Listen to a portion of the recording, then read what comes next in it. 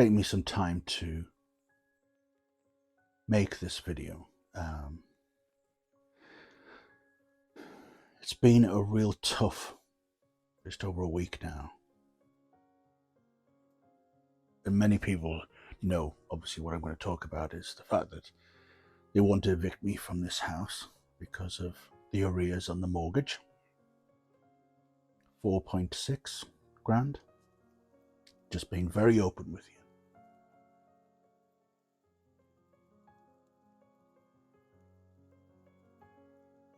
When I got a job for Sunderland Council in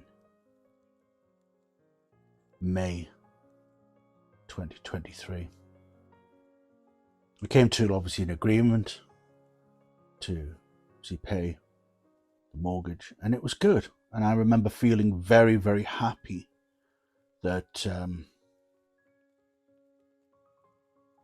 I seemed to have sorted my life out.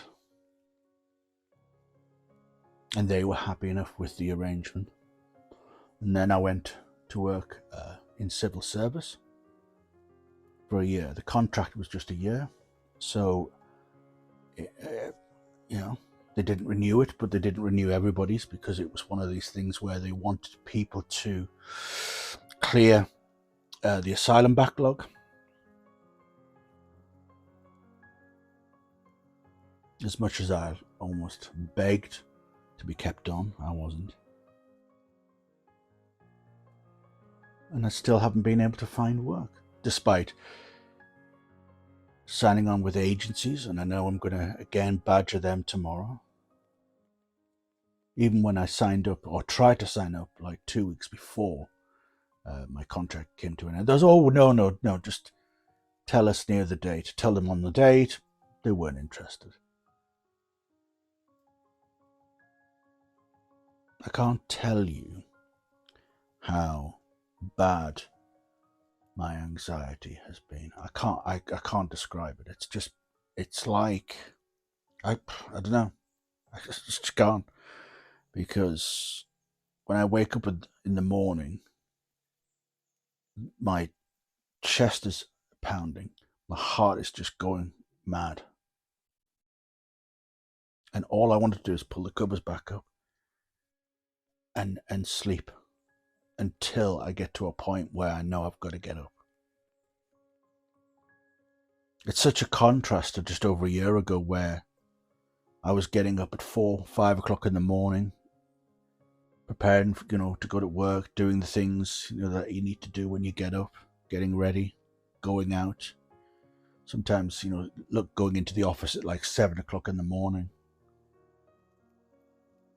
Enjoying that I'd had a job that I could commute to,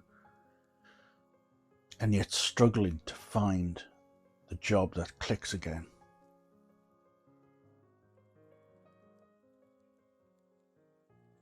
It's a fight with myself. It's a mental fight to say to myself, I've got to pick myself up again after numerous times of this happening and keep going. It's that strength that you've got to find in yourself. And I know the fight or flight thing is very much apparent because I just, I want to just hide away. And I'm going to say it. I just wanted to end it. And that was it. When I got the notice, I just wanted to end it.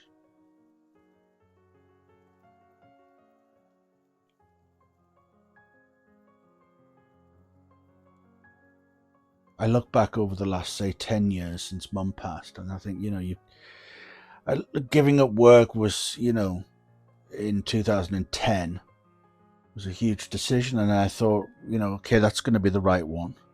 But maybe it was the wrong one. Maybe I should have just put her in a home and not became her carer, and then got on with my life.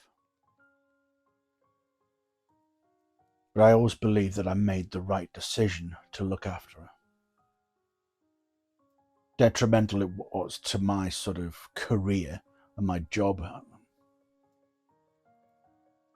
Oh, you've got this big gap in your work, your CV. why is this? Explaining it. So, well, I looked after my mum for a number of years. Oh, okay. Because I was a bloke, there was a lot of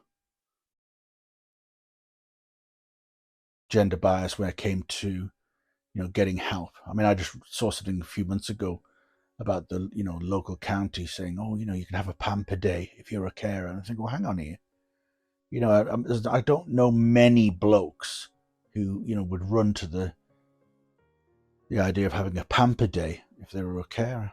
And it's like there's these biases in sort of the care sector, and what makes somebody a carer. You can't afford the house. Is it their words they said on Thursday?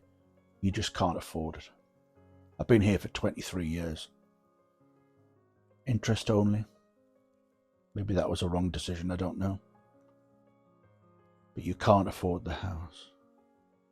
And I've had friends who have been extremely generous and saying, come and stay, whatever. And that's lovely. That's really nice. And the support that I've had over the last week or so, just in this, has just been phenomenal. I mean, it really has just been, people have said, why don't you set up one of these GoFundMe things? And I woke up this morning thinking, if I had 40 people or 50 people give me a certain amount of money, it could clear. And I was looking to see about how much the house is worth. I estimated them a lot lower than when I was looking at it. So that maybe 180, 190,000. I've got a huge amount of equity in the house. I've looked at the option of renting the spare room out again, which I'm seriously considering. So if you're looking for a place to stay. I've been through much worse than this. Much, much worse. And I've come through it. And that's what I'm trying to find. That spirit to fight. To get up and say, look, this is what I'm going to do about it.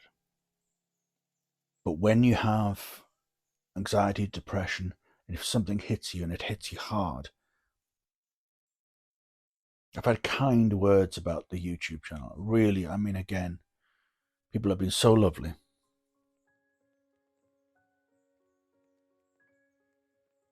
And the support that I've had from people all over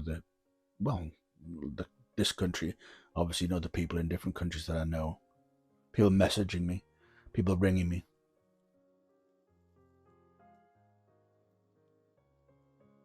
And now I am convinced that these sort of things is the only thing that's really keeping me going, is that people have really been so kind in their messages. Losing my dad at 24, losing my mum at 45, losing both parents. It was just... And I always say to the people who still have one or two of their parents left, treasure those times. Really, treasure those moments.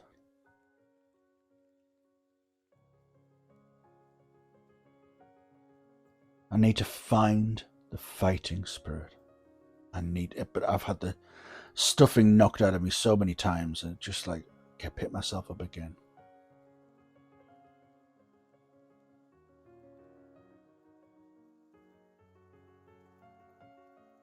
But I've gone to dark places where I've talked to the doctor. Again, I've been to see the doctor twice in the last week. Medication has helped. That's why I look a bit flushed, because the medication that I'm on.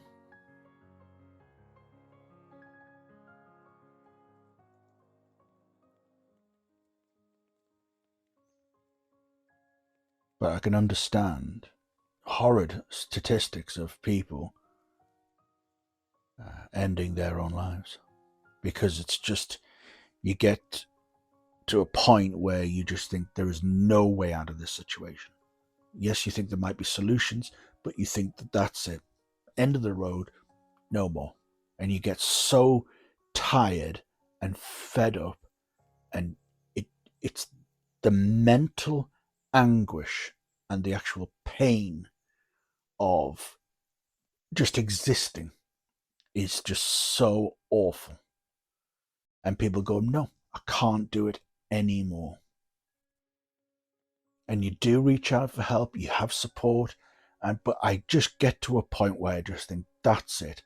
I've come through the ringer so many times, I can't keep doing it. It's enough. And as I say, I look back 2 years ago now, and I was happy because I got the jobs. I had two different things. I was going to work, I was getting on the bus, enjoying the work that I was doing.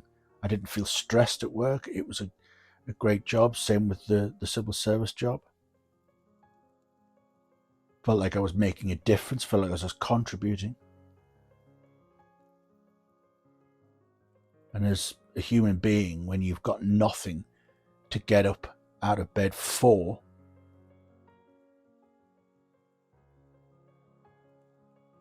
you question it. What's the point? What is the point? The sort of things that I love in life, I love my music, I love the films I watch.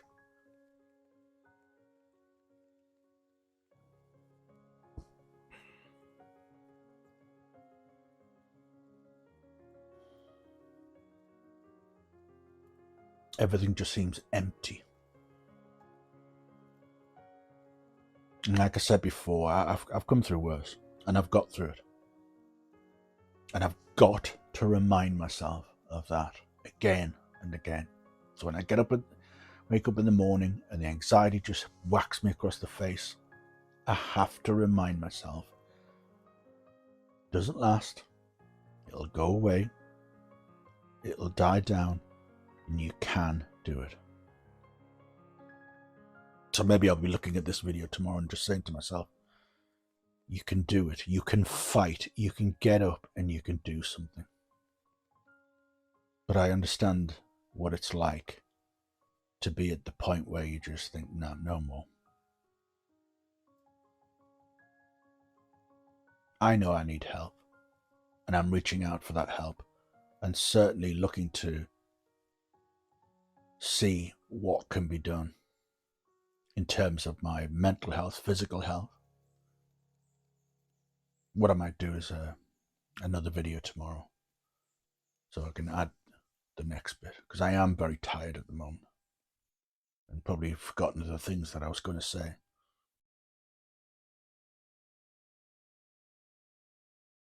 Just thank you so much for the support. I mean, it's invaluable.